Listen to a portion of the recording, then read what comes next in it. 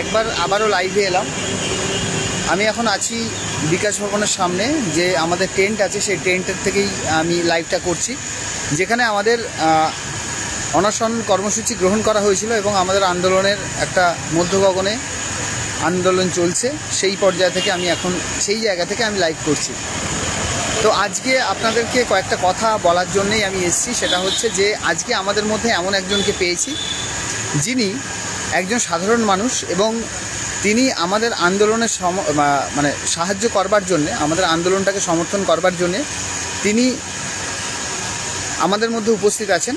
এবং আমাদের মধ্যে উনি এভাবেই উপস্থিত আছেন যে উনি নৈতিকভাবে এবং তার যে বিবেকের তাড়নায় তিনি আজকে এখানে এসে পৌঁছেছেন। শুধু তাই নয়, উনি আন্দোলনটাকে সমর্থন করছেন এই হিসেবেই যে উনি নিজেও এই আমাদের যে অনশন কর্মসূচি আছে সেই অনশন কর্মসূচিতে কিন্তু নিজেকে একজন সৈনিক হিসেবে উনি উপস্থিত করেছেন।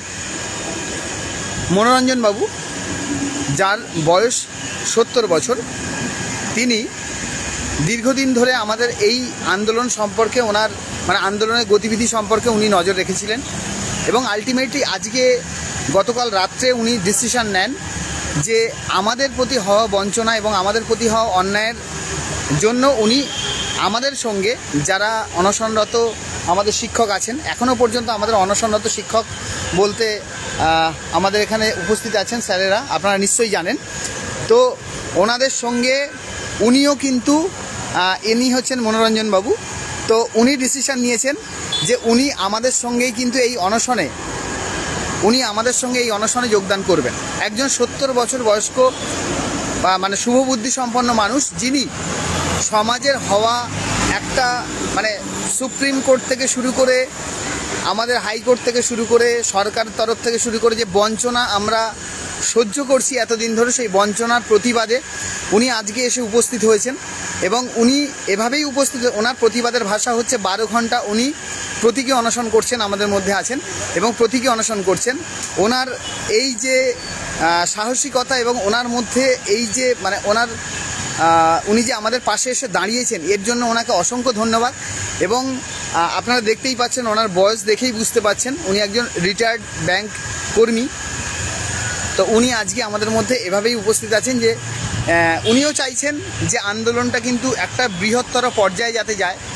সবাইকে আমি মানে আপনাদের সবাইকে বলবো যে আপনারা আসুন, এসে ওনাকে অন্তত মানে ওনাকে সাপোর্ট করুন। মানে উনি আমাদের সাপোর্ট করতে এসেছেন এবং আমরাও চাইবো যে ওনাকে সাপোর্ট করতে। এইরকম একজন উদ্যোগী মানুষ, যিনি নিজেকে এই জায়গা পর্যন্ত নিয়ে এসছেন এবং নিয়ে এসে উনি কিন্তু আজকে এসে বসে গেছেন। আমরা ডাক্তারের সঙ্গে আলোচনা করেই কিন্তু ওনাকে আমরা এইখানে বসিয়েছি। এবার যে ব্যাপারটা সেটা হচ্ছে যে আমরা আমাদের আন্দোলন তো চালাচ্ছি এবং এভাবে করেই আমাদের পাশে সাধারণ মানুষ এসে কিন্তু স্বেচ্ছায় এসে উনি দাঁড়িয়েছেন। আগামী দিনেও আমি চাইব যদি কোনো সমাজের শুভবুদ্ধি সম্পন্ন মানুষ এসে আমাদের পাশে এভাবেই দাঁড়াতে চান তাহলে দাঁড়াতে পারেন।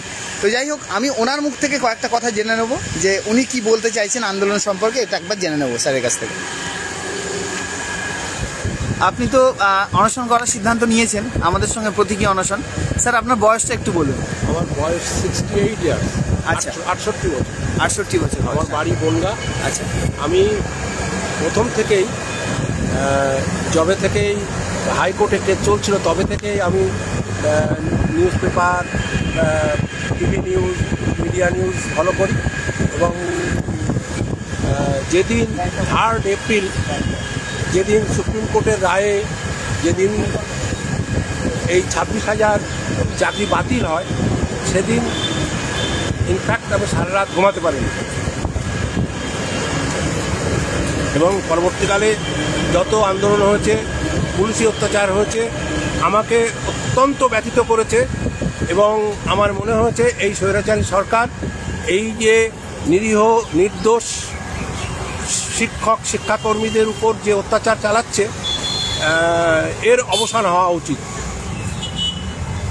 এবং এখানে অতীতে যে প্রোগ্রামগুলো হয়েছে আমি সব দিন আসতে পারিনি, কিন্তু আমি প্রায়ই আসি। যেদিন রাত্রের পুলিশ বিকাশ ভবন অভিযানের পর লাঠি চালিয়েছিল, সেদিন রাত্রে আমি সারা রাত, সেদিন রাত্রে আর আমি খেতেই পারিনি।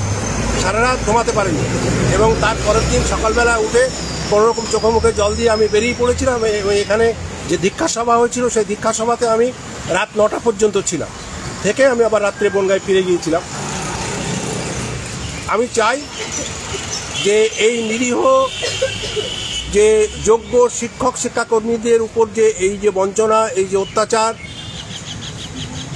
রাজ্য সরকার তথা বিচার বিভাগ তথা কেন্দ্রের বিরোধী দল এরা যে চক্রান্তমূলক যে অত্যাচার চালাচ্ছে এর অবসান হোক। এবং আমি আমার জীবদ্দশায় আমি দেখে যেতে চাই যে যোগ্য শিক্ষক শিক্ষাকর্মীরা পুনরায় তাদের চাকরিতে বহাল হয়েছেন এবং তাতেই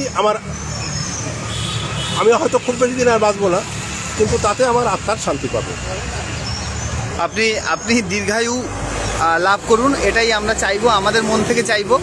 আপনি এত বড় মনের একজন মানুষ এবং আপনাকে আমাদের মধ্যে পেয়ে সত্যি আমরাও খুব ধন্য যে আজকে যে সমাজের যারা তথাকথিত যারা মানে কি বলবো যারা বলা হয় যাদের আর কি যে বুদ্ধিজীবী, তারা হয়তো তাদের বুদ্ধি লুকিয়ে তারা কোনো না কোনো জায়গায় হয়তো লুকিয়ে আছে। বাট আজকে মন খুলে বলতে ইচ্ছা করছে যে আপনি আমাদের মধ্যে একজন বুদ্ধিজীবী, যিনি অন্তত এটা বুঝেছেন যে মানে আমাদের ওপরে যে অত্যাচারটা হয়েছে বা আমাদের ওপরে যে অন্যায়টা হয়েছে সেই অন্যায়ের আপনি প্রতিবাদ করতে এসছেন এবং আপনার প্রতিবাদ বিফলে যাবে না আশা করি। এবং আমি আরও চাইবো যে আরও সাধারণ মানুষ এবং যারা সাধারণ জনগণ আছে তারা যেন এগিয়ে আসে এবং এগিয়ে এসে আমাদের পাশে দাঁড়ায়, এই আবেদন করেই আজকের লাইভ এখানেই শেষ করছি। স্যার এখন আমাদের সঙ্গে থাকবেন 12 ঘন্টা অনশনে এবং উনি নিষ্ঠার সঙ্গেই মানে আমরা যে নিষ্ঠার সঙ্গে অনশন কন্টিনিউ করছি উনিও সেই নিষ্ঠার সঙ্গেই আমাদের সঙ্গে থাকবেন এবং অবশ্যই 12 ঘন্টার মধ্যে তো আমি 2 থেকে 3 বার অবশ্যই লাইভ করব বা আমাদের কেউ না কেউ লাইভ করবে। স্যারের শারীরিক পরিস্থিতি অবশ্যই আপনারা জানতে পারবেন। এই বলে এখন লাইভ শেষ করছি, পরের লাইভে আবার দেখা হচ্ছে।